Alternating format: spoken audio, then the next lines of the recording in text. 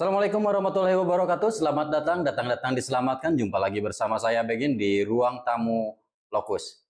Pada kesempatan ini kita akan membahas tentang sebuah fenomena hukum yang ada di Indonesia, yaitu mengenai kasus Peggy Setiawan.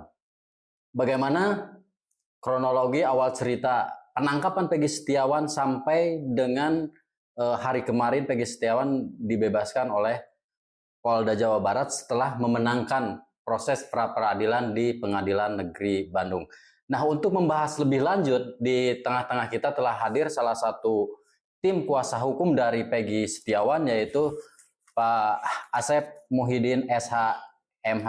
Selamat datang Pak di ruang tamu Lokus. Selamat datang, terima kasih Kang Begin.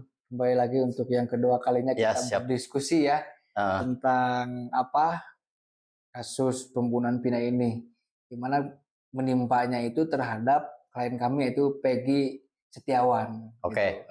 Sebelum kita membahas ke masalah Peggy Setiawan, ini bisa disebut suatu kasus yang sangat menarik karena bisa disebut ya seorang kuli bangunan melawan ya dalam tanda kutip pejabat gitu. Nah, apa sih yang mendasari teman-teman pengacara atau kuasa hukum ini mau mendampingi Peggy Setiawan? Bagaimana itu ceritanya? Untuk saya pribadi, kebetulan ada rekan saya, Kang Adnan, itu satu profesi, satu angkatan waktu pendidikan profesi advokat.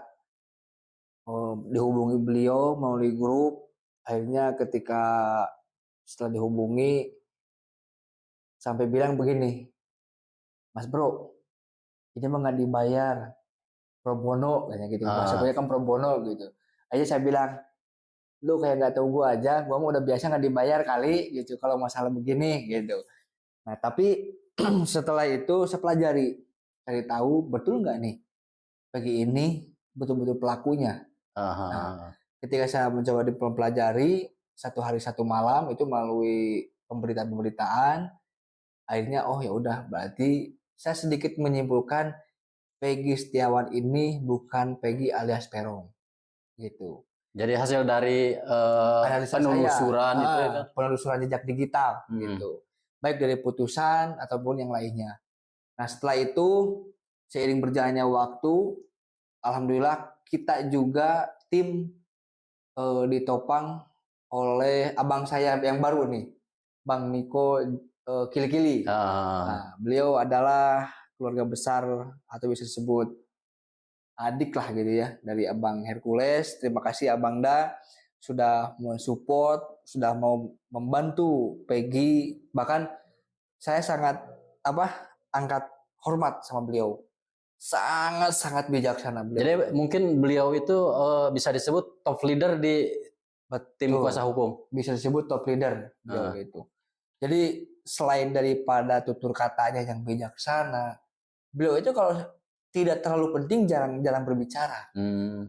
Gitu. Kalau dalam pembahasan, kalau dalam bercanda baru beda lagi itu. Jadi itu yang paling kami kagumi dari sosok beliau, Bang Niko gitu ya. Kembali ke pokok permasalahan. Masuklah ranah pendampingan gitu ya. Nah, saya masuk dan yang semuanya juga masuk, akhirnya total semua pengacara itu ada 74 orang. Nah, dari 74 orang itu disaringlah dan diberikan kepercayaan oleh Bu Ketua, Bu Yanti, itu 22 orang. Bayangkan dari 74 jadi 22 orang. Dari 22 orang ini itu dibagi lagi menjadi ada tim analis, ada tim untuk penyampaian kepada media atau humas ya kalau disebutnya itu. Gitu. Ada juga tim draftingnya gitu. Mungkin kalau yang yang suka debat di televisi gitu ya, kapan nih katanya pengacara Peggy ini pengacara akan gitu ya. Seperti yang disampaikan juga, kami melihat timing, momen kapan waktunya pra-peradilan ini diajukan begitu. Nah, ketika mendengar pembicaraan di media, bahwa ada pengacara akan atau itu tidak akan diterima dan sebagainya. Akhirnya ketika pas framingnya kita bahas, itu hari itu juga hari esok itu harus dimajukan pra peradilan. Nah, saya selaku salah satu tim analis gitu ya, dari beberapa rekan, ada yang mantan hakim, ada yang dosen juga gitu ya. Bahkan ada yang mantan TNI juga ya. Mantan TNI, Pak Marwan itu, terus ada yang mantan polisi juga gitu ya. Akhirnya dalam 1 hari 1 malam disempurnakan. Sebetulnya draftnya sudah ada gitu. Jadi gabungan ya dari semua memberikan masukan-masukan, akhirnya dibuatlah sebuah draft atau sebuah permohonan pra peradilan yang langsung malam itu diselesaikan, besoknya langsung didaftarkan. Oke, Bu. Bung Asep aja lah supaya lebih akrab. Sebelum kita memasuki sebelum peradilan nih, awal-awal pendampingan hukum terhadap Peggy Setiawan, kalau boleh cerita ya bisa diulas ya langkah-langkah yang dilakukan oleh tim kuasa hukum. Jadi sebetulnya kami sudah berkomunikasi dengan pihak penyidik Polda, sudah menyampaikan bahwa klien kami ini bukanlah Peggy alias Peron, tapi Peggy Setiawan. Tolonglah bisa dibantu bahwa ini ada dugaan salah tangkap gitu. Jadi upaya persuasif itu sudah. Bahkan kan tim kami yang dari Jakarta, Bang Marwan, terus ada Bang Niko, itu sudah menyampaikan melalui DPR provinsi, DPR RI, gitu. Namun kan itu tidak bisa mengintervensi. Jadi itu hanya menyampaikan saja. Sebetulnya harapan kami itu ketika disampaikan yang petinggi-petinggi di pusat itu langsung turun melakukan cross check. Bahkan yang paling herannya ketika Ibtu Rudiana itu diperiksa oleh Propam dugaan melanggar kode etik, dinyatakan oleh Propam Mabes Polri itu tidak ada pelanggaran kode etik Rudiana ini. Tapi ada bahasa Rudiana. Kalau seandainya bahasa Rudiana, jelas nggak akan ada pelanggaran kode etik kepolisian. Tapi kalau ditulisnya bahwa tidak ada pelanggaran kode etik Ibtu Rudiana sebagai anggota kepolisian. Jadi identitas institusinya kalau di bawah itu baru ada pelanggaran kode etik di situ. Tapi kalau hanya disebutkannya tidak ada pelanggaran kode etik Rudiana, ayah daripada almarhum Eki, ya iyalah, Rudiana kan orang, tidak membawa jabatan, tidak bawa institusi tidak polisinya. Bawa institusi. Jelas tidak akan ditemukan pelanggaran kode etiknya gitu. Nah, namun biarlah itu berlalu. Intinya putusan hasil daripada Propam Mabes Polri, Rudiana tidak melanggar kode etik. Nah, jadi ini draft yang kita buat ini dalam waktu 2 hari 2 malam disempurnakan, dibuatnya sudah ada jauh-jauh hari. Sekitar 1 minggu kita membuat draft ini, disempurnakan dalam 2 hari. Saya itu ketika ada instruksi dari ketua dan dari teman-teman advokat yang lainnya, udah tanggal sekian dimasukkan. Akhirnya yaitu tanggal 11 Juni kita daftarkan. Ini itu. Jadi ini ada 22 advokat. Kan ada yang bilang nih Kang, katanya rekan kami Pak Tony ya. Pak Tony ini kan tidak masuk pengacara tim Papin gitu ya. Pak Tony itu kan menyampaikan informasi keluar tugasnya. Bukan untuk diam di depan komputer lalu menyusun, bukan. Jadi sudah ada job desk-nya masing-masing. Jadi bisa disebut Pak Tony sebagai juru bicara Juru bicaranya gitu. Jadi kan seperti tadi dibuatlah tim, ada tim analisnya, ada tim PIC-nya, ada tim pencari fakta, ada pencari bukti gitu. Jadi kita dibagi tugas lah gitu. Oke. Kemudian yang paling signifikan membuat tim kuasa hukum Peggy Setiawan yakin menang dalam Rapid itu materi atau barang bukti atau bahan apa tuh yang bisa membuat yakin tuh? Jadi di sini punten ya Mas di sini bahwa setelah kita bahas dengan Ibu Ketua dengan tim-tim yang lainnya, satu, Peggy Setiawan ini bukan Peggy alias Peron. Ya. Itu sudah jelas. Kita harus minta Polda Jabar, penyidik membuktikan apa dasarnya Peggy Setiawan ini disamakan dengan Peggy alias Peron. Ya. Sementara kalau kita lihat di sini, oh ini ya, nah, daftar pencarian orang, ya. Bisa ditunjukkan kamera. Nah, di daftar pencarian orang ini Peggy alias Peron, alamatnya ini kan di Desa Banjarwangun, Kecamatan Mundu, Kabupaten Cirebon. Ciri-cirinya sudah ada. Nah, ini jelas kok daftar pencarian orang. Sementara pihak penyidik, pihak kepolisian untuk membuat surat daftar penetapan pencarian orang ini tidak sembarangan. Harus ada dasar hukumnya. Dari mana muncul Peggy alias Peron ini? Dari siapa munculnya? Terus tahu alamatnya dari mana ini? Peggy alias Peron ini alamatnya di Desa Banjarwangunan. Gitu. Di Desa Banjarwangun, Kecamatan Mundu. Nah, sementara berdasarkan kabar yang berseliweran, katanya itu kan dari Ibtu Rudiana, dari yang lain-lain. Tapi saya tidak mau membahas ke sana. Biarkan ini seperti yang banyak dikomentari oleh para ahli hukum, harus disidik lagi dari nol. Gitu. Jadi kasus Pina ini harus dimulai lagi dari nol. Okay. Kan pertanyaannya begini, dasarnya sederhana. Muncul nama Peggy alias Peron itu, ya itu katanya dari Ibtu Rudiana. Oke, kalau ada alias-alias seperti itu. Tapi pertanyaannya, alamat desa Banjarwangun ini dari mana tahunya? Sementara klien kami Peggy Setiawan, ya, itu beralamatkannya itu bukan di desa apa tadi itu, Desa Banjarwangunan. Bukan, sangat jauh berbeda. Jadi contoh kayak kecamatan A ke kecamatan D gitu. Kalau di Garut tuh misalkan orang Garut kota yang ditangkap orang Pamengpeuk. Nah, gitu. Jadi sangat jauh gitu. Nah, sementara nih kalau ini kan, kalau klien kami itu alamatnya di ini nih. Desa Kepongpongan, Kecamatan Talun, beda kecamatan. Iya, sampai Garut kota dengan Pamengpeuk gitu. Itu sangat jauh berbeda. Nah, pertanyaannya, dari mana muncul kecurigaan adanya berubah alamat dari desa Banjarwangunan ke Desa Kepongpongan? Kan harus ada jelas. Ya. Gitu. Nah, itu diantaranya. Terus yang kedua, bahwa Peggy Setiawan ini tiba-tiba rumahnya digeledah tahun 2016. Lalu 2024 setelah muncul film ditangkap dan langsung ditetapkan tersangka. Pertanyaannya, nah kita kan negara hukum nih, ya. Jadi jangan sampai kita sebagai penegak hukum menjadi oknum yang melanggar hukum. Nah, kenapa saya bilang oknum yang melanggar hukum? Kan ke orang lain itu harus taat kita nyuruh.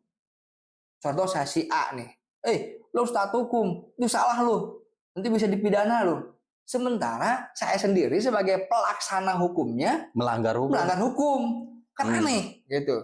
Nah, jadi jangan sampai seperti itu lagi, gitu ya. Jadi itu oknum. Nah, jelas sekali di putusan nomor 21 PUU 2014, putusan Mahkamah Konstitusi itu, saya di persidangan sempat dibawa ini putusan ini. Gitu ya.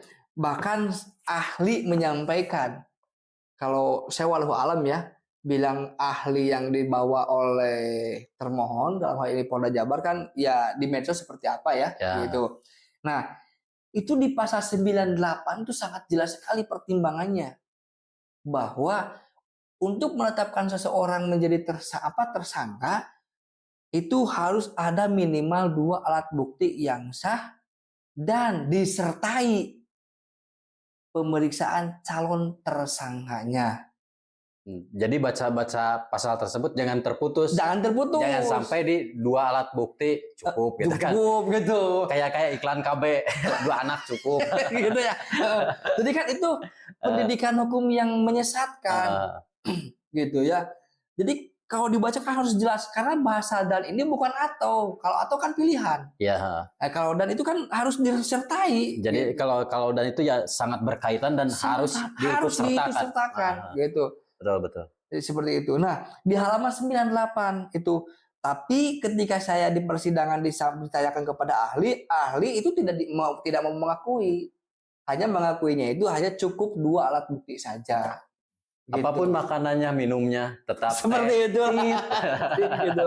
Jadi saya sampai bacakan loh ini di ruang persidangan gitu. Tapi nggak apa-apa lah, itu kan sudah terjadi. Kita tidak bisa memperdebatkan putusan pengadilan. Gitu ya. Seperti sekarang ini, contoh, ini kan putusannya ya.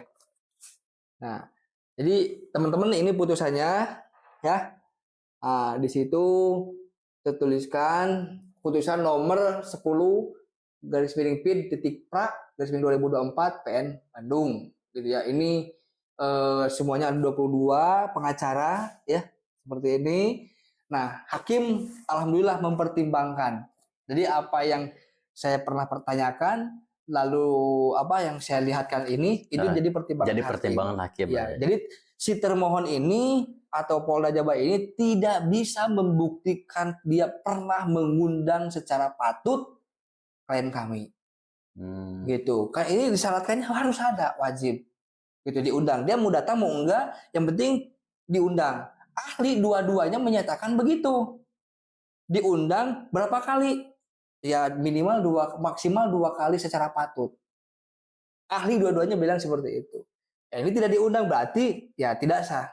Nah, terus yang ketiga error in persona seperti tadi dijelaskan itu yang yang di pertama, karena beda orang, beda alamat, beda ciri-ciri gitu. Jadi dari ketiga keyakinan itu akhirnya kami berkesimpulan ini kita pasti bisa menang dengan ramuan-ramuan yang telah kita buat, setelah kita tim analis yang buat, kita share ke semua 22 tim Prapid. Itu nanti ada masukan-masukan lagi seperti itu. Nah, cuman yang paling aneh yaitu begini, Om. Siap. Yang paling aneh itu kan memperdebatkan bahwa putusan pengadilan itu ingkrah, sudah berkekuatan hukum tetap, tidak bisa dirubah. Betul. Putusan pengadilan mau dibuat berdasarkan bukti palsu, keterangan palsu, atau rekayasa. Tetap kalau yang namanya sudah menjadi sebuah produk putusan, kalau sudah diputus harus dianggap benar sebelum ada putusan atau yang membatalkan putusan ini, bahkan putusan ini salah. Nggak bisa, itu salah putusannya. Ini keterangan kok nggak dimasukkan, nggak bisa, harus dianggap benar. Gitu. Nah, yang paling unik kan pernah kita dengar nih, Polda Jabar menganulir 2 DPO. Iya. Ya. Nah, sementara teman-teman itu di putusan nomor 3 dengan atas nama terdakwa 1 Rivaldi, Eko Ramadhani itu bisa membacanya. Jadi membacanya itu bagaimana ya? Bahwa ini nih di halaman 153 nih, Kang Bey, bacain sama Kang Bey. Halaman 153.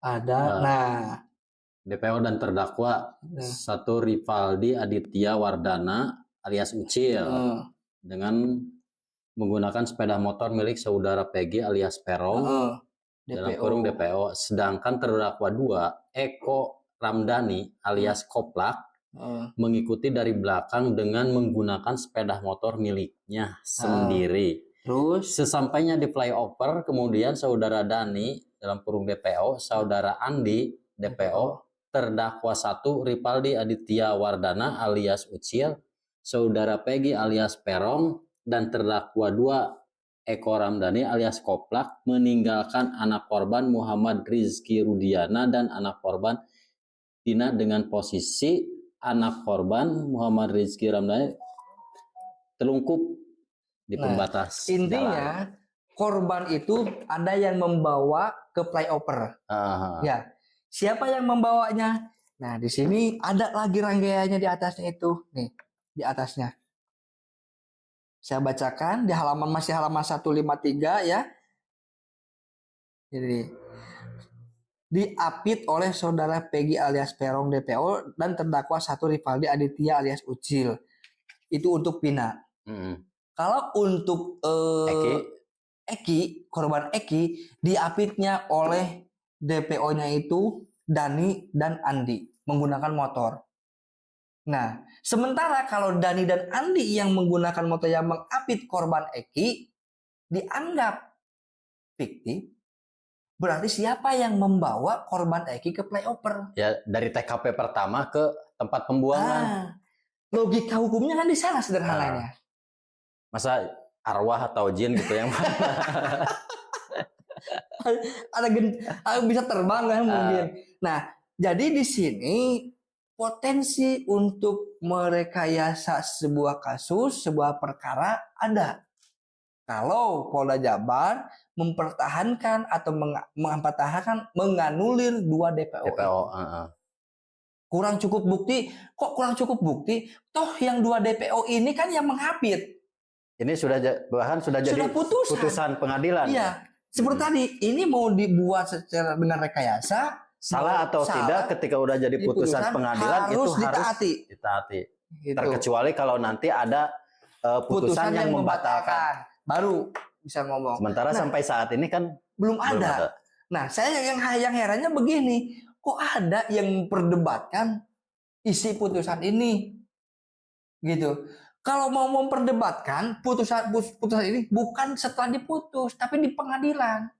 Seperti contoh kami pra peradilan. Ada perdebatan antara pemohon dan termohon.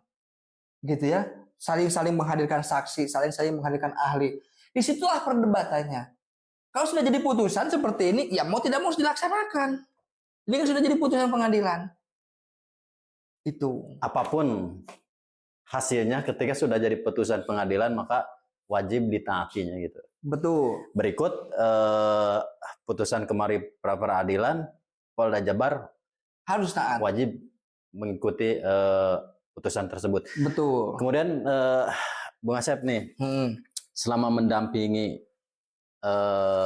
Peggy Setiawan, itu apa saja sih yang diketahui oleh Bung Asep selama mendampingi Peggy, itu aktivitas atau rutinitas saudara Peggy itu selama di tahanan gimana? Kalau selama di tahanan itu kan kita nggak bisa tahu. Iya. Selama di tahanan. Tetapi saya pernah mendampingi 2 hari waktu pemeriksaan psikotes. Ya. Gitu. Yang saya semakin yakin itu ketika Peggy di BAP oleh penyidik, tangannya itu selalu memegang tasbih. Bisa kita lihat sekarang.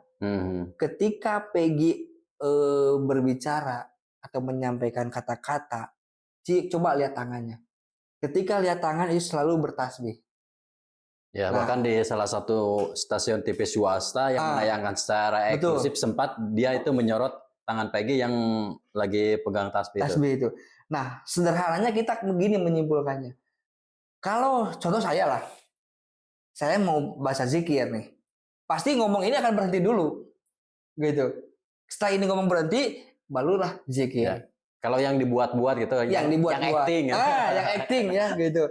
Nah, tapi kayak ini enggak, ini ngomong, ini jalan, tasbih.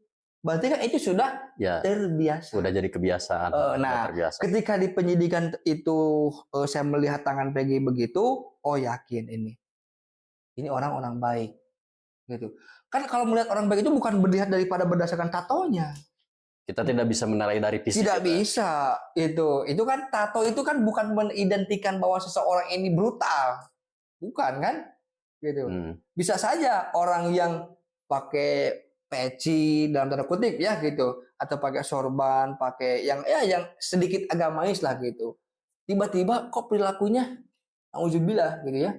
Kan seperti tidak banyak yang seperti kalau bahasa ininya beda pendapat bukan berarti sesat gitu. Gitu seperti itu. Nah, ini Kang Bey yang harus diketahui publik lagi nih. Jadi kan sifat menyinggung-nyinggung DPO nih. Iya, DPO. Nah, di DPO yang ditetapkan oleh Polres di Reskrim tahun 2016 itu berdasarkan laporan polisi Rudiana. Nomornya LP garing 953 garing B garing 8 Romawi garing 2016 garing JBR garing Res Cirebon Kota. Ada bahasa resnya. Ya, nah, ini itu, nih. Ini berarti ya. Nah, ya. Ini bisa disebut res ini bisa disebut kode atau kode. apa gitu ya. Itu kan biasanya unit yang menanganinya. Reskrim atau dari narkoba kan biasanya ada narkobanya, atau dari lantas itu ada kode lantasnya. Ini kan reskrim.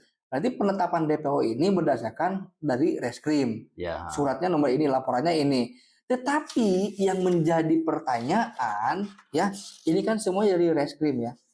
Di sini di surat-surat yang diterbitkan Polda Jabar tahun 2024 ini nggak ada dari mana, dari reskrim kah, dari narkoba kah, dari lantas kah, atau dari mana? Jadi seperti di sini cukup ini, CRB kota kan nggak jelas. Sebenarnya di kepolisian tidak ada unit CRB. Celebek bagiannya gitu. Nah, karena apa? Ini harus jelas karena ini kan sudah pro justisia. Ini menyangkut masalah hak asasi manusia karena akan dibatasi geraknya. Bahaya kalau menulis saja begini salah, gitu ya.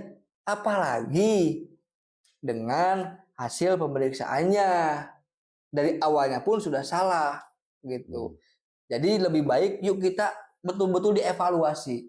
Kalau kata Pak Kapolri, terus ada yang disampaikan barusan di TV ya, statement para petinggi, ini harus dievaluasi. Yuk, ayo evaluasi, tapi transparan, dibuka ke publik. Demi tegaknya supremasi hukum di Indonesia. Gitu. Betul. Jadi jangan sampai begini, hukum itu hanya milik untuk kelompok tertentu, tapi bukan milik untuk masyarakat, gitu. Jangan sampai seperti itu. Betul, sekarang oke, kasus Peggy ini bisa diselamatkan. Tapi apakah nanti ke depan akan ada Peggy yang lain yang akan menimpa saudara-saudara kita, keluarga kita, keluarga teman-teman? Kan kita nggak tahu. Jadi ini sebuah pembelajaran yang sangat berharga bagi kita semua. Betul. Kenapa? Ini karena viral. Jadi ada bahasa no viral no justice, gitu kan di Sumatera kalau nggak salah ya, gimana kan ya, Apip ya, itu. Apip, kasus Apip. Kan sekarang rame, gitu. Padahal kan, tolonglah, kita semua manusia akan mati, nggak akan hidup selamanya, pasti akan mati. Apa yang kalian pertahankan di muka bumi ini? Tuh. Gitu. Kita pasti nanti akan dimintakan pertanggungjawaban. Contoh meskipun agamanya non-muslim, pasti semua ada kitab sucinya. Akan dimintakan pertanggungjawaban. Cukuplah, sudahlah. Itu kita gak akan hidup sekian sampai kiamat, kita gak akan hidup kok. Pasti akan mati. Paling lama 60-62 tahun gitu. Nah, begitu. Jadi kan oke, jangan sampai, gue penegak hukum nih. Ya, kok gimana gue aja, kan gitu. Janganlah seperti itu. Jangan punya sifat aji mumpung gitu. Aji mumpung, betul seperti itu. Kalau orang Sunda bilang ya kena orang keur ngajabat, kena orang kerjeneng gitu. Jadi sifat-sifat demikian harus dikikis. Karena ya bagaimanapun pula apapun yang kita lakukan, apapun yang kita perbuat itu pasti ada pertanggungjawabannya itu ya. Oke. Anehnya kan, Bay, dari pra-peradilan kemarin, dari berapa bukti ya yang disampaikan. Ini dari termohon Polda Jabar itu menyampaikan 77 bukti. Tapi dari 77 bukti ini tidak ada satupun bukti yang menguatkan bahwa Peggy Setiawan adalah Peggy alias Peron. Tidak ada. Kalau itu bisa dibuktikan oleh termohon atau penyidik, ya kita pasti bakal kalah. Oke, gimana ya berbicara masalah bukti. Jadi minimal kan 2 alat bukti. Itu untuk penetapan tersangka dan disertai pemeriksaan calon tersangkanya. Jadi jangan dipotong nih, jangan kayak kemarin dipotong kekeh gitu ya. Jadi cukup 2 alat bukti itu ya. Nah, si alat bukti tersebut itu yang memiliki kualitas itu seperti apa bukti-bukti itu? Jadi bukti ini yang memiliki kualitas bagus itu adalah sebuah bukti yang betul-betul faktual. Gitu. Contoh, ada keterangan si A itu melihat bahwa si B ini melakukan perbuatan pidana. Dijelaskanlah keterangannya itu bagaimana seperti apa. Nah, lalu ada penguatnya, bukan hanya keterangan saja. Kan bisa saja keterangan itu direkayasa. Betul. Gitu. Penguatnya apa? Barangnya dilihat nggak? Dia menggunakan barang ini. Contoh kita menggunakan barang remote untuk membunuh si A. Nah, ketika diuji di remote ini ternyata betul ada sidik jarinya si A. Nah, itulah sebuah alat bukti yang tidak bisa terbantahkan. Jadi bukan hanya kesaksian seseorang, tapi juga harus ditunjang dengan bukti fisik yang menunjang atau mendukung akan terjadinya sebuah kejahatan. Betul, jangan sampai kan MK sudah memperluas. Sekarang kan ada istilah kalau dalam hukum itu testimoni de audito. Itu artinya? Artinya itu bahwa saksi itu tidak perlu yang melihat, tidak perlu yang mendengar, dan tidak perlu yang ada di situ. Tapi dia cukup tahu kejadian itu. Nah, jangan sampai dengan dasarnya ada putusan MK tersebut, ada saksi-saksi yang direkayasa. Itu. Jadi sehingga merugikan atau mengorbankan seseorang yang tidak bersalah. Betul. Nah, jadi kan kalau seandainya dari hanya keterangan saksi saja gampang dong kita menetapkan tersangka, bikin aja saksinya dibuat-buat. Kan seperti itu. Nah, makanya jadi ketika ada keterangan daripada saksi dikuatkan dengan scientific crime itu disebutnya itu. Jadi dari beberapa kajian ya, dari ilmiah, dari keterangan saksi dan dari akademisi itu dipadukan sehingga bisalah menjadi sebuah bukti yang tidak akan terbantahkan. Seperti tadi di dalam putusan yang sudah ingkrah, yang terdakwanya siapa ini tuh Rivaldi dan yang lain sebagainya, itu ada jelas keterangannya itu bahwa Peggy alias Peron itu menyabetkan samurai kepada korban Eki. Pertanyaannya, samurainya sampai saat ini di mana? Gak pernah dijadikan bukti. Bahkan dalam daftar buktinya pun tidak ada. Kan aneh. 2, ada CCTV. Pengakuan petugas kepolisian di sini, CCTV-nya ada belum bisa dibuka. Bahasa belum bisa dibuka itu berarti masih utuh. Betul. Gitu.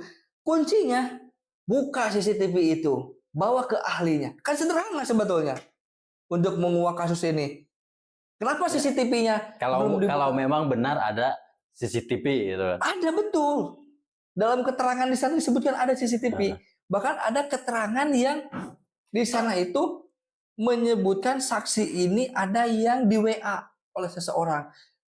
Kalau ini pembunuhan berencana, kan dari percakapan handphone itu sudah ada, bisa terlacak. Ya, jejak digitalnya. Jejak digitalnya ada.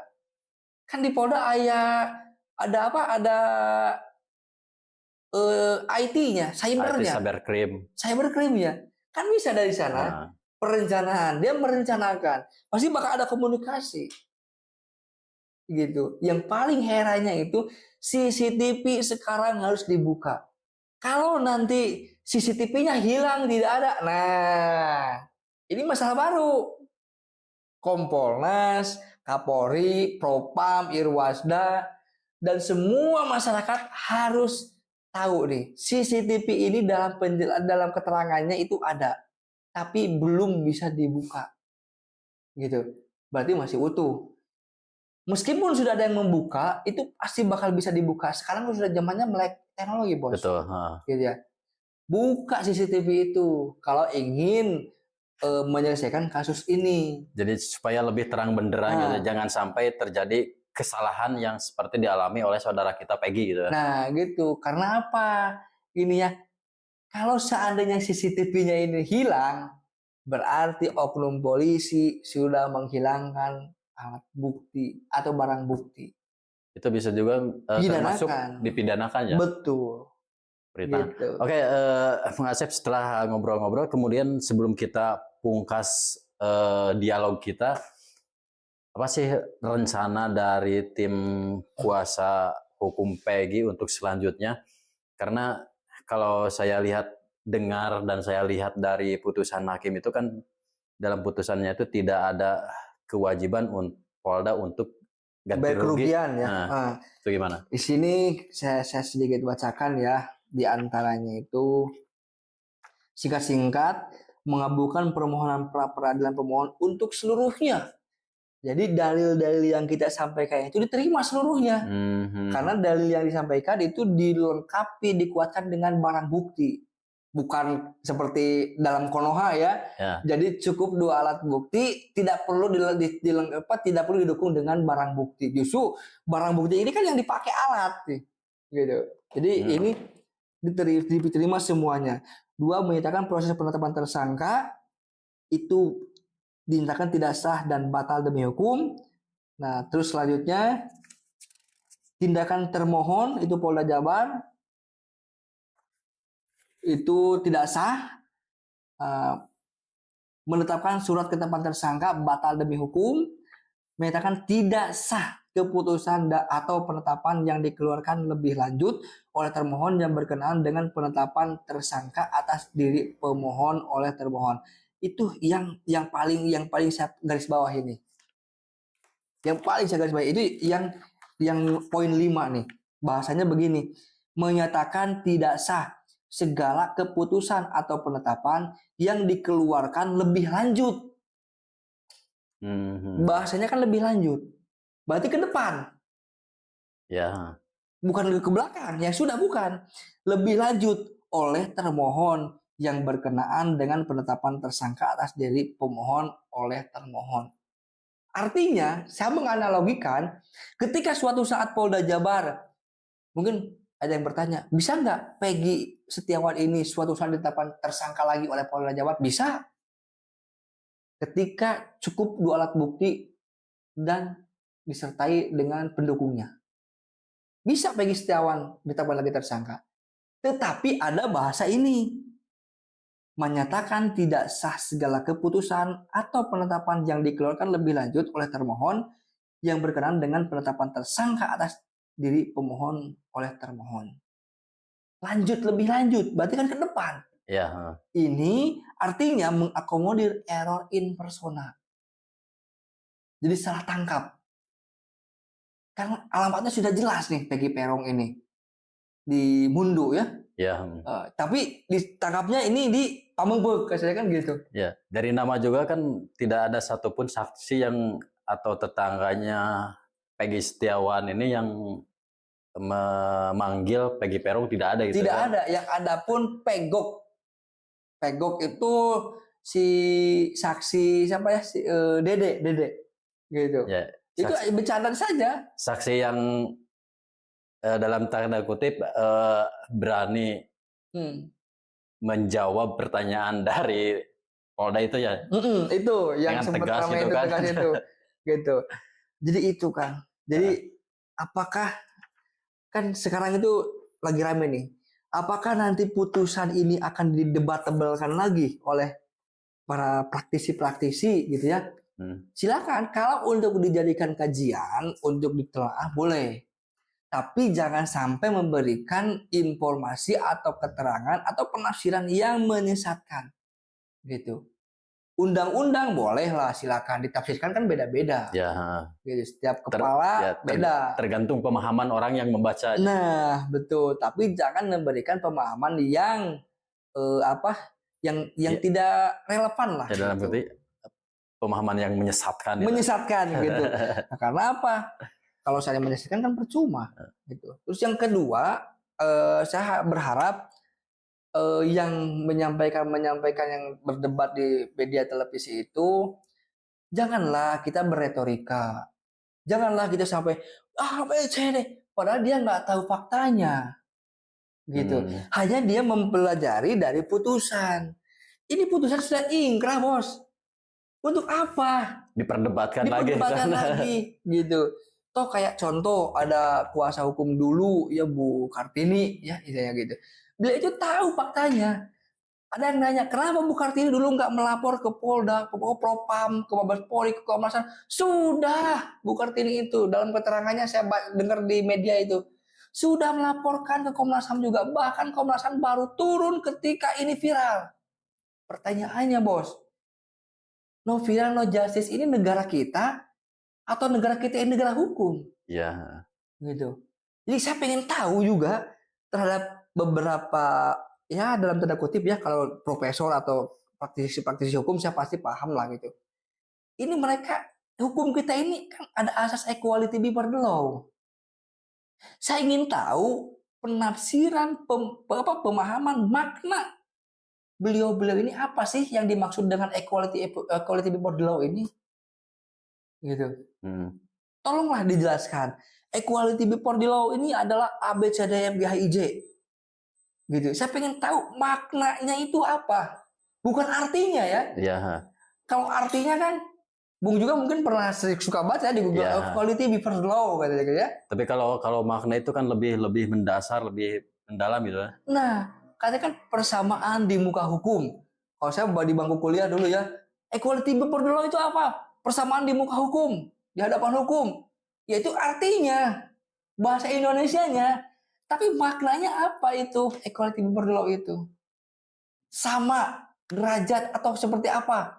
Ya, nanti saya ingin tahu nih. Ya, kalau orang tua dulu mah singkat, kalau di Sunda kan ulah ponteng kanu koneng, ulah sifat kanu hidung gitu kan. Gitu. Jadi harus merata lah gitu.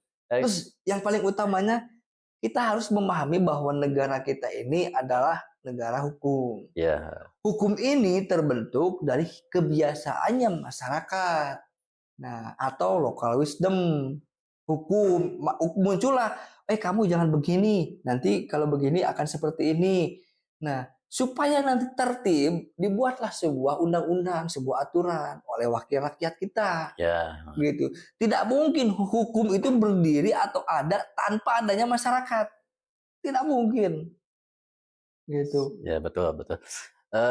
Kemudian untuk tim kuasa hukum sendiri ini kan bisa disebut masih tetap kan komunikasi dengan keluarga Peggy Setiawan, dengan Peggy Setiawan. Agenda terdekat nih untuk ya dalam tanda kutip lah untuk syukuran atas kemenangan ini. Oke. Alhamdulillah dari abangku yang baru nih ya, Bang Niko, katanya kita akan syukuran di Cirebon untuk semua tim PH nanti akan hadir di sana. Tapi untuk waktunya itu belum disampaikan.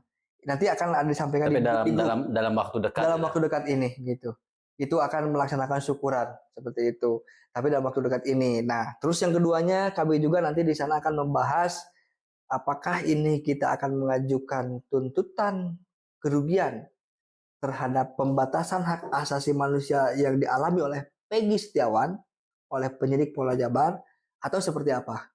Ya, karena bagaimanapun juga kan pihak Peggy telah dirugikan baik secara material maupun imaterial. Betul, begitu. Nah, jangan nanti apa kita akan mengajukan atau seperti apa? Mungkin pasti nanti ada yang bahas begini nih. Kan suka ada ya yang lebih tahu duluan ya, gitu ya. Orang sotoy itu.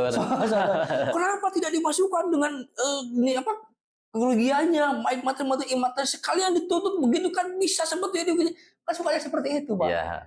Nah, kami itu fokus ke pembebasan Peggy dulu, seperti yang disampaikan oleh Ibu Ketua, oleh abang kita, oleh senior kita fokus ke pembebasan Peggy. Masalah restitusi kerugian baik materi imaterial nanti kita bahas lagi belakangan. Itu. Kan suka ada tuh ya yang yang suka lebih tahu duluan lah gitu ya. Kalau bahasa anak sekarang sotoy gitu kan. Sotoy atau kobe itu kalau lama gitu, kalau bagogen gitu. Padahal kan kalau orang Sunda malah ulah ngarawu kusiku gitu kan. Jadi kita step by step. Nah, sebelum dipungkas mungkin ada sesuatu yang ingin disampaikan oleh Bung Asep terhadap saudara-saudara kita yang menyaksikan channel Lokus ini. Oke. Jadi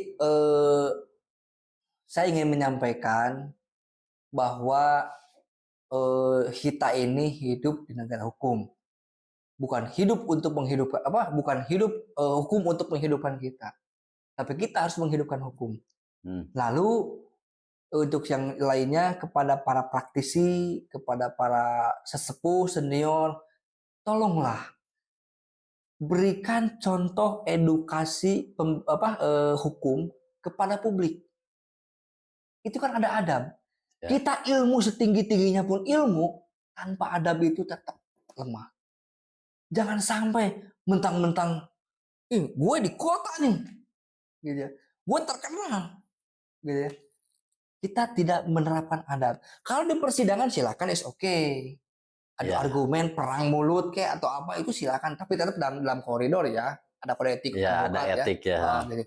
Tapi tolonglah untuk menyampaikan edukasi debat di media televisi, terus saling adu argumen. Tolonglah kita tetap pergunakan etika dan adab. Ya, kita sebagai orang timur harus mengedepankan tata krama. Nah, gitu. Jadi jangan saling A, B, C, D. Sudahlah, jangan seperti itu. Jadi kita semuanya kok sama kok. Putus contoh seperti ini nih, ya. PUU ini. Sama kok. Kita membaca putusan nomor 21, putusan MK 21, sama kok pasalnya ini. Tidak ada ketika saya yang baca pasalnya berubah jadi C gitu ya. Tidak ada. Sama pasal itu. Tapi jangan mengunyah pasal. Mengunyah undang-undang. Karena apa? Tidak ada sekolah yang menyebutkan fakultas undang-undang. Yang ada adalah fakultas hukum. Hukum itu luas. Ya, lebih universal. Ya, gitu. Jadi tolong berikan edukasi yang betul-betul bermanfaat, dan itu nanti akan diserap oleh adik-adik kita nanti. Itu mungkin pesan saya. Khusus untuk masyarakat, jangan takut ketika ada permasalahan yang menimpa, ya, bisa berkonsultasi kepada yang lebih paham atau yang tahu, dan bisa juga menggunakan pengacara, atau sekarang kan zamannya no viral no justice. Tapi dalam batasannya. Tetap kita harus memakai etika itu dalam segala hal. Etika ada gitu. Oke, sahabat Lokus semuanya, sebelum memungkas acara ini, jadi sekecil apapun celah kebenaran itu akan tetap bisa bersinar dan terang benderang. Yang namanya kebebasan adalah ketaatan dalam menjalankan aturan. Sekian dan terima kasih. Wassalamualaikum warahmatullahi wabarakatuh. Waalaikumsalam warahmatullahi wabarakatuh. Terima kasih. Terima kasih banyak.